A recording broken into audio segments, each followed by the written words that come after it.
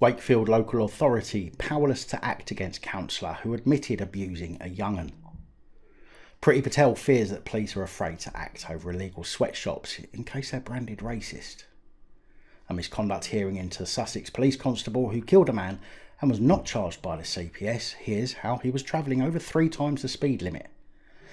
And several other misconduct hearings announced for allegations of another death at the hands of a police driver, disrespectful conduct towards colleagues and bunking off work. This and much more coming up. Don't forget, these reports are daily Monday to Friday. Please remember to subscribe and hit that bell so you don't miss any future uploads. And if you do appreciate the work I do, please consider joining the channel Patreon for as little as just £3 a month to help me continue providing you this content. And also please forgive the noise from upstairs in today's report. Hello ladies and gentlemen, boys, girls, innies, outies and in-betweeners. My name's Dan and welcome back to another PAP Reports. It's Monday, July the 13th, 2020. West Mercia Police Constable 53-year-old Jamie Holloway had an accident on May the 28th, 2018 while responding to an emergency call in an unmarked police vehicle. Whilst travelling at speed along the A449 from Worcester to Stourport, PC Holloway was involved in a collision that left the driver of the other vehicle with multiple injuries that required him being airlifted to the Queen Elizabeth Hospital. The man unfortunately did not recover from his injuries and died in hospital almost 2 weeks later, whilst PC Holloway suffered no injuries or required any hospital treatment. After the incident, it was referred to the IOPC, who subsequently decided there was enough evidence to send the file to the Crown Prosecution Service for a charging decision, and PC Holloway was charged with causing death by dangerous driving. PC Holloway is set to appear at Kidderminster Magistrates Court tomorrow, Tuesday the 14th of July, the outcome of which I will bring you hopefully in tomorrow's report. Wakefield Town Councillor 50-year-old Alex Kerr of Castleford is a convicted pedo after multiple indecent offences involving a child under the age of 13.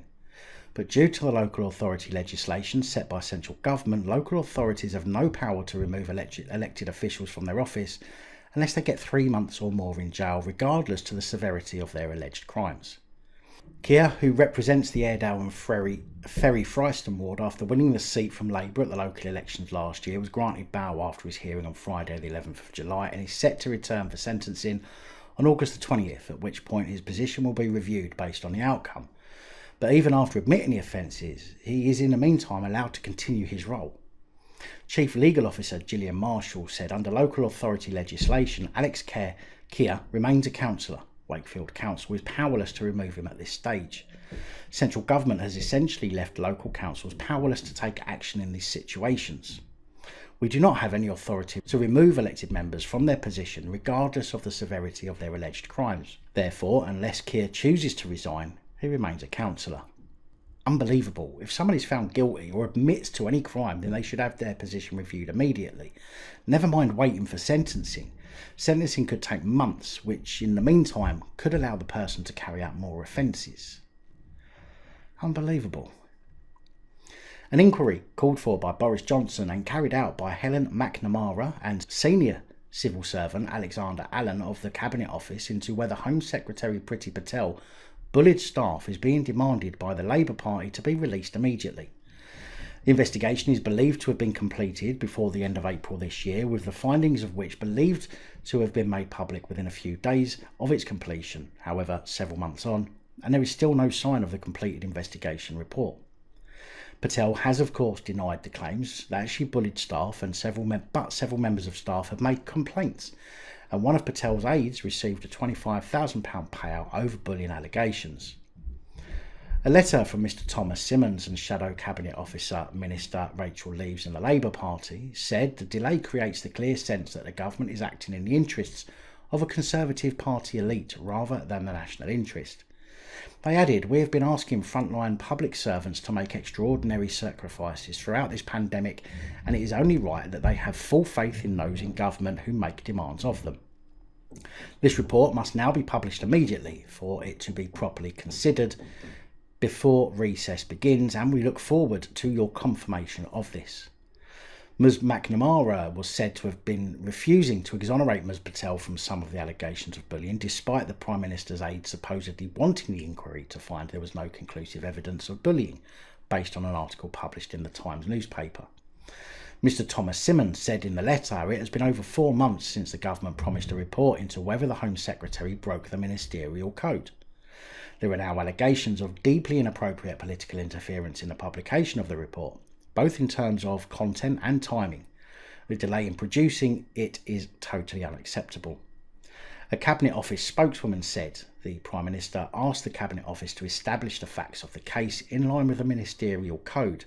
That process is ongoing and we will respond to the letter in due course. Staying on Priti Patel? Not literally. The Home Secretary has said that fear of being called racist has stopped police from tackling Leicester's slave sweatshops, which I'm sure is exactly what people want and are thinking about when claiming racism at every conceivable opportunity. Priti Patel is now thought to be considering new laws on modern slavery after fears the current legislation is no longer fit for purpose.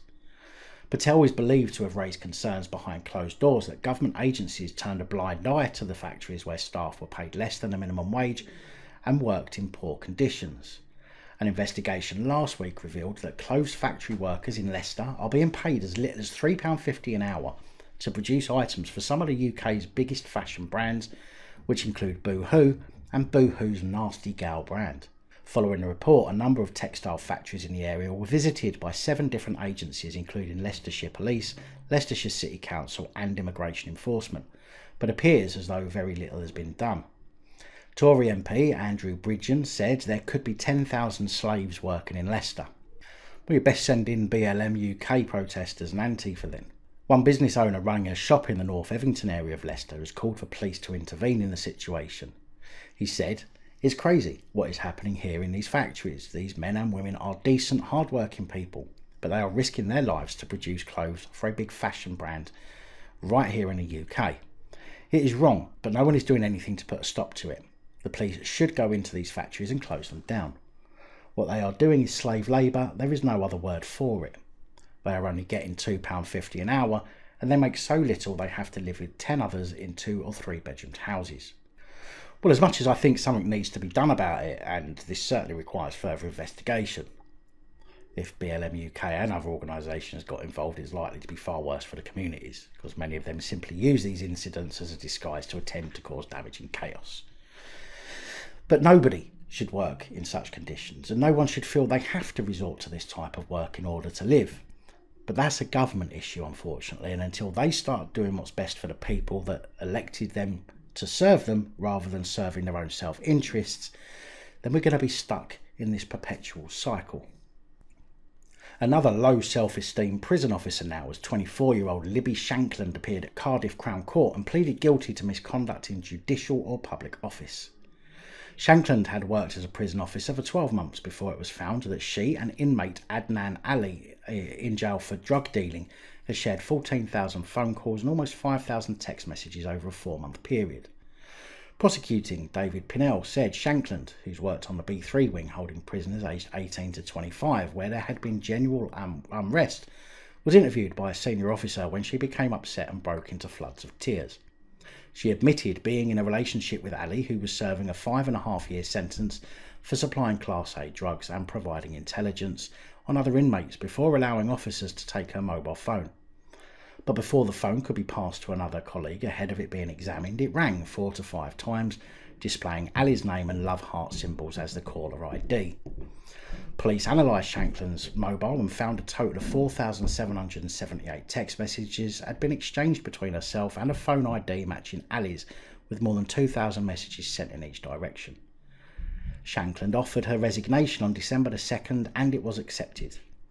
Mr Pinnell said text confirmed they considered themselves boyfriend and girlfriend and talk turned to marriage and the possibility of having children together.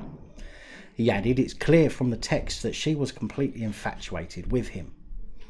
Mr Pinnell said one of the phone calls lasted for a total of 7 hours, while Shankland was off duty, with 48 calls lasting between 1 and 2 hours. Just how is that even possible? I mean, do the prison officers not do their rounds and check in on inmates in their cells? How is it even possible to have a 7-hour conversation with someone in prison where you are there to have liberties removed as punishment? Shankland from Bridgend was given a 12-month sentence, suspended for 12 months and ordered to complete 150 hours of unpaid work. The judge admitted one of the factors in deciding not to send Shanklin to prison was the current situation in the country with the pandemic and how it affects those in prison. Sweet. Any criminals watching this report, keep your crimes low level and do them in Cardiff. Seems the judges over there are as thick as sheep shite and will let you off because of COVID-19. The PAP report does not condone criminal activities committed by the public or public officials. Any reference to committing any crime in this report is purely comedic in nature, and if you're thinking of using it against me, then I'll have to teabag you. On the 7th of July, we spoke about Charlie Elvik, a former Conservative MP accused of indecent assault before chanting, "I'm a naughty Tory." His trial at Southwark Crown Court is still ongoing, and after hearing there were striking similarities between two alleged events for which Elvik is accused of, one involving a woman in her 30s, the other a parliamentary worker in her 20s, Elvik is said to have told the woman he had not been happy for years in his marriage to Natalie Elvik, moments after groping one of them.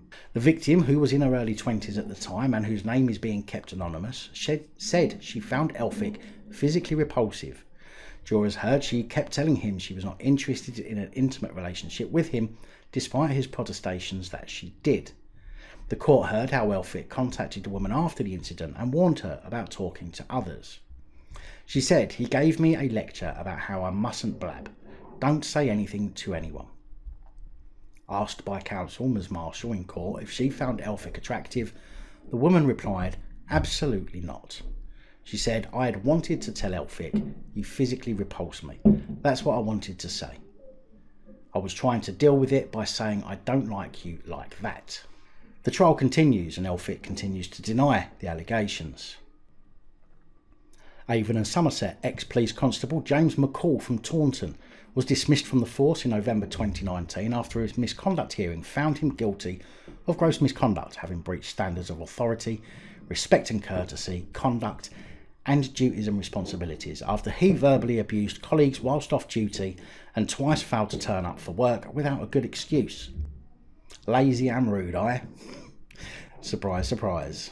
Well, James McCall is now appealing the decision to have him sacked in a tribunal set for the 16th of July, as McCall now claims to have been suffering from... I'll give you a guess. Give you 10 seconds to pop your answer in the comments.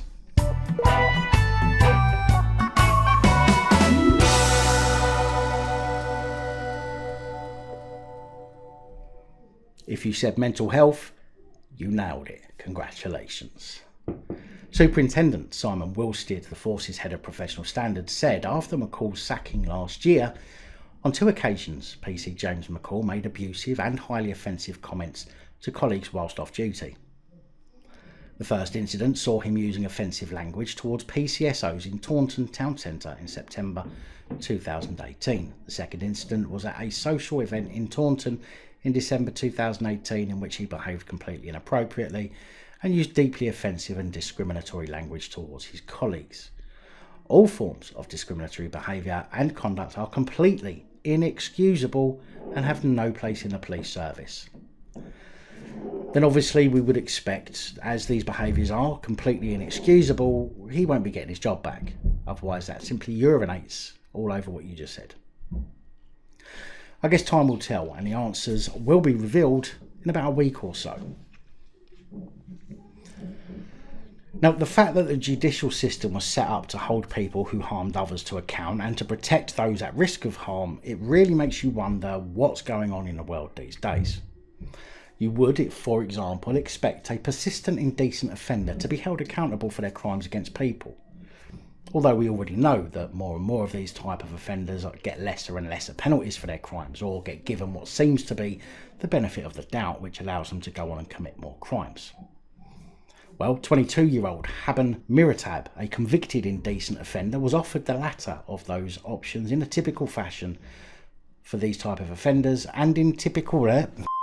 22-year-old Haben Miratab, a convicted indecent offender, was offered the latter of those options and in typical fashion for these type of offenders did in fact go on to commit more of his perverted crimes.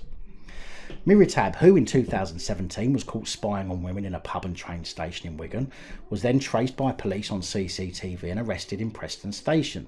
He was convicted of voyeurism in 2019, which resulted in a sexual harm prevention Miritab, who in 2017 was caught spying on women in a pub and train station in Wigan, was then traced by police on CCTV and arrested in Preston Station, who was convicted of voyeurism in 2019, which resulted in a sexual harm prevention order, prohibiting him from entering any female public toilets, and on March the 7th this year, hid in a woman's toilets and started peering over the cubicle directly after he had his first day of a special indecent offence education session, which is part of his punishment instead of being locked up.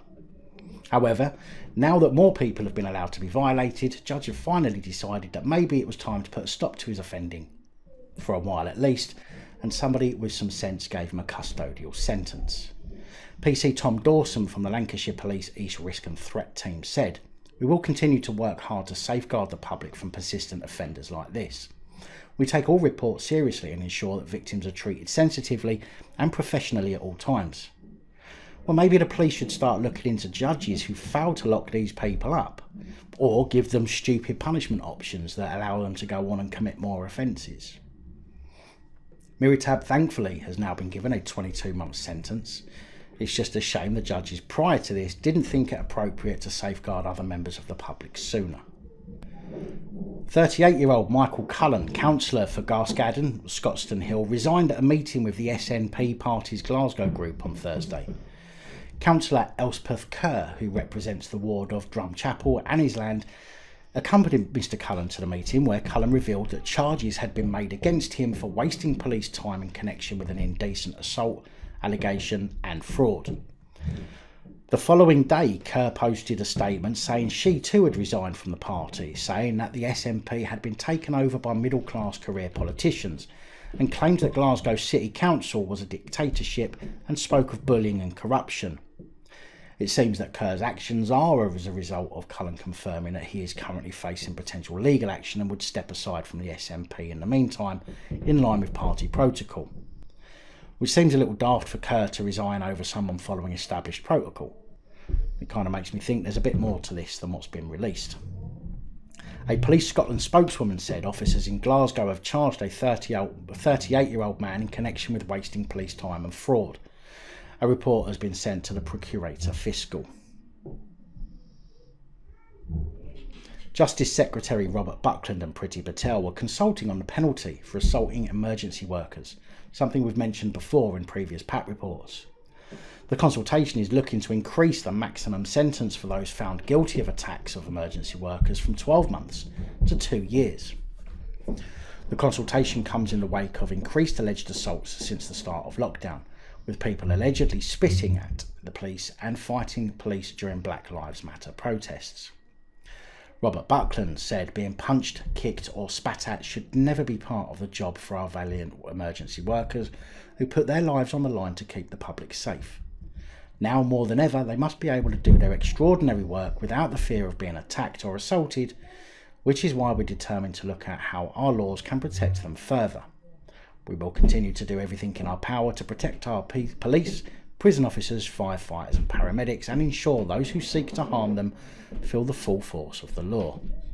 Priti Patels said our police officers, firefighters and other emergency workers go above and beyond every single day, running towards danger to protect us all. They are our frontline heroes who put their lives on the line every single day to keep us safe, and yet some despicable individuals still think it's acceptable to make all that fucking noise. Still think it's acceptable to attack, cough or spit at these courageous public servants. This consultation sends a clear and simple message to the vile thugs who assault our emergency workers. You will not get away with such appalling behaviour, and you will be subject to the force of the law. Downing Street believes the courage and dedication emergency workers have shown during coronavirus must be recognised by greater protection. Which is all well and good, providing the police are held more to account for their involvement in excessive force or assault on members of the public. This seems like yet another way to give certain people, in this case the police, more powers to abuse against those who they don't like.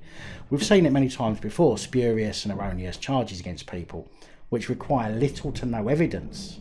And now it looks like they'll be able to damage people's lives even more with an increase in maximum sentencing.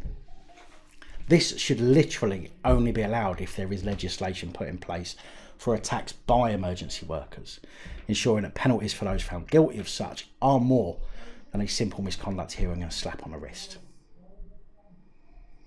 On the 8th of July, we spoke about Sussex Police Constable Richard Harris, whose misconduct hearing started today and is expected to last 5 days following the death of 79-year-old David Ormisher on August the 25th, 2017.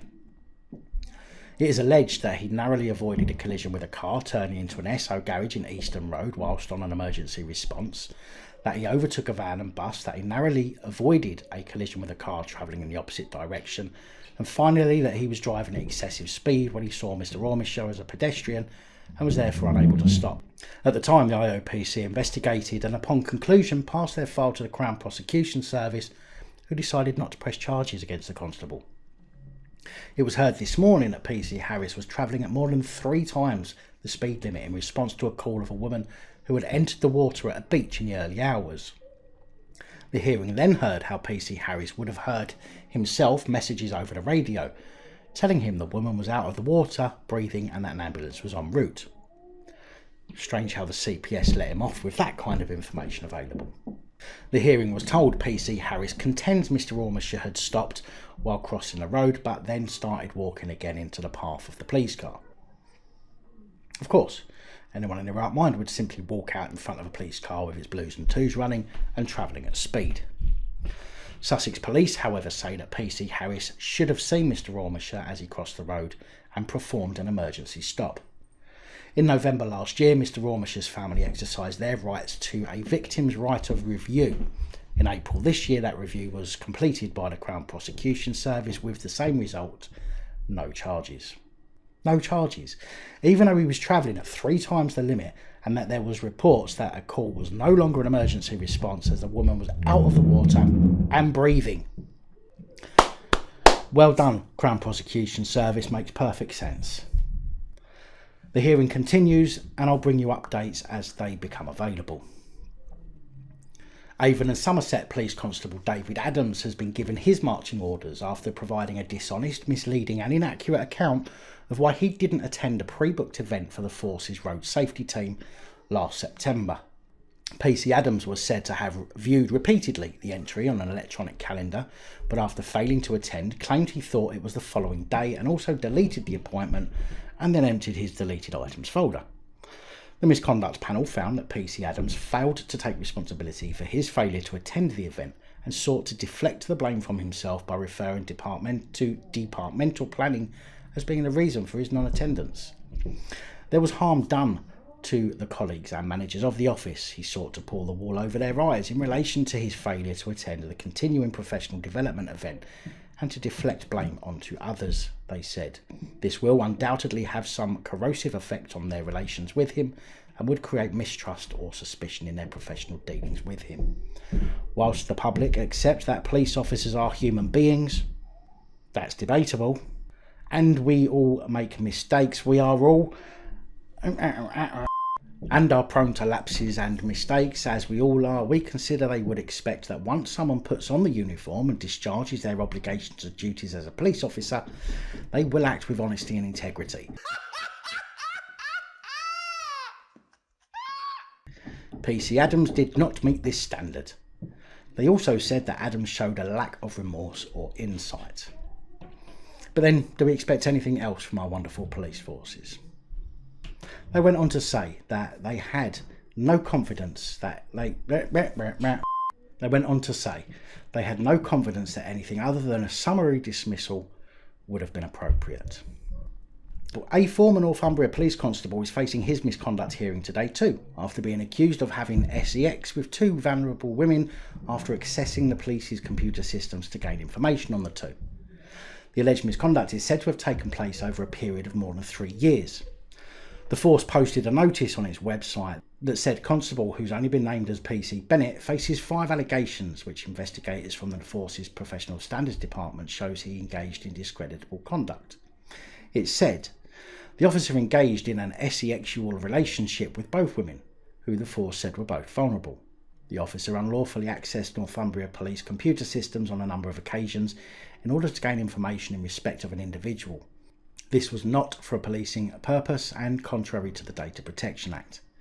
PC Bennett is also accused of unlawfully accessing the systems on October 22, 2016 to gain information about his own address. The notice on Northumbria Police's website referred to Bennett as a former officer, therefore indicating that the misconduct hearing probably isn't even worth holding, as he's likely already resigned, although it could mean that he will be placed on the College of Police's barred list. Now here's an idea. Any police constable who resigns in order to avoid sanctions, how about they get put on the barred list automatically? As clearly they leave because they're guilty of something and want to avoid punishment. After all, what is it the police always say to us? If you've nothing to hide, you've nothing to fear. Then why do so many police fear the outcome of these hearings and leave before they get to it? Gloucestershire Police Sergeant David Anthony Walker is facing his misconduct hearing today as well at the Forces headquarters in Quedgeley, over allegations of being disrespectful, sexual and or sexist to colleagues, and that he allegedly breached the police's professional standards of authority, respect and courtesy, discreditable conduct, orders and instructions. If the allegations are upheld, then Police Sergeant David Anthony Walker will be guilty of gross misconduct and will have to say farewell to his career at Gloucestershire Police. I have asked for the result of this. If it's emailed to me by the end of this video by the press office, I will add it to the end of this report. A 12-year-old boy from Solihull has been arrested after sending racist comments and messages to Crystal Palace forward Wilfried Zaha on Twitter. Now, I know that some people who watch these videos think that I don't defend against racism enough, or that I'm actually racist myself. Well, this time I do believe that this is a discriminatory attack, unlike the ones we hear about with no evidence to back it up, or that someone has just taken offence to someone else's opinions. The 12-year-old boy, who clearly can't be named, sent a message to Zaha saying, "You better not score tomorrow, you person of colour vagina," following it up with, "Or I'll come to your house dressed as a ghost," before sending him a picture of the KKK and a doctored image of a box of cornflakes. All of which, I do agree, is a direct discriminatory attack and should be dealt with, as I don't believe this could ever be argued to be freedom of speech or freedom of expression. However, I remember when I was a kid and I called someone a name. It was nothing to do with the colour of their skin, but I think I simply called them a twant. Obviously, replace the TW with a C. It was overheard by a policeman who dragged me home and I got punished for it. I think I was about 14 or 15 at the time. And by the way, punishment for my parents was always far worse than anything the police could do to me. But this is where we find ourselves now, in a society where some parents have simply given up on disciplining their kids because we're not allowed. I used to get disciplined properly, and I've never been to prison, and I hope that although I've done some questionable things in my life, that my upbringing is a large part of the reason I've never done anything bad enough to go to jail. That and a little bit of luck in a couple of incidents. But how can we reprimand kids these days when giving them a good slap for being disrespectful is not allowed by the parents anymore? It seems like we have to wait for the police to assault them for us. Anyway, that's like a whole nother topic, but I think we needed to touch upon it here. So, Crystal Palace manager Roy Hodgson, speaking after his side's 2-0 loss at Villa Park, but before the news broke of the arrest, said, "Zaha is very unhappy and is entitled to be. These cowardly, despicable acts from people, presumably trying to get some sort of advantage for the team they're supporting, may be trying to put some doubts into the head of one of the opposition team's star players. It's very sad that people resort to this type of abuse that he resorted to. This unknown person will no doubt remain unknown because it's too simple, I think, for people to hide behind these websites and make these despicable, vile comments. And yet we expect the player who is being hurt by these comments just to shrug his shoulders and take it as part and parcel of the game. It's nothing to do with the game," he says, "and I only hope the authorities catch the person who did this and they will be punished accordingly, and for me, the punishment could not be severe enough." The Premier League also issued a statement condemning the abuse. It said, "This behaviour is completely unacceptable and the Premier League stands alongside Wilfried Zaha in opposing this and discrimination in any form. There is #no room for racism anywhere. We will continue to support players, managers, coaches and their family members who receive serious discriminatory online abuse. Through our dedicated reporting system, we can take immediate action on cases like this." Of course, all of the anti-racist organisations made their feelings known too, which there was literally no point in going into because I'm sure you can all guess they completely condemned the actions, and rightly so. You see, when there is clear evidence of discrimination, I will speak out about it, and this is, in my opinion, targeted and clearly designed to be offensive. However, should the police have arrested a 12-year-old, or should they have given the parents a verbal ear bashing for letting a 12-year-old on social media in the first place? Should the parents be held responsible, seeing as many of the non-reprimanded kids these days are the way that they are, because we're not allowed to punish them anymore? Clearly there's a lot of ways that this could be played out, but I would genuinely like to hear what your thoughts are in the comments about this situation. How do you think the police should have responded to this incident? Big thank you to all of the channel supporters, especially channel patron supporters. Your support is truly appreciated and really does help. And that's all I have for you today. Please like, share, comment and subscribe. Let me know your thoughts, as I know many of you will. And until next time, stay safe, look after each other, film the police and other officials. And if you're still here, please go check out mangomyth.co.uk, who is our first sponsor of PC Big Ted's message board. Good night, all. Thank you for taking the time to watch this video. If you like the content and you'd like to help support the channel, you can do so. In the description of every video there are some links to ways that you're able to help support the channel so I can continue putting out content. If you're unable to help us in that way, hit that subscribe button up the top there. If you haven't already, become a subscriber. That is support enough. Share the videos, comment, like, it all helps. If you're looking for something else to watch, up top there is my latest video. Down the bottom there is a video that YouTube recommends for you.